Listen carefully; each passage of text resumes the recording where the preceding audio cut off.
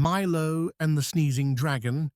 In the hills behind Milo's house lived a dragon who sneezed so loud it shook the windows. Everyone was scared, except Milo. He brought the dragon tissues, soup, and a blanket. "No one's ever been kind to me," the dragon sniffled. Milo smiled. "Even dragons need friends." The sneezing stopped, and laughter began. From then on, the dragon guarded the town with warm sneezes and a giant, grateful heart.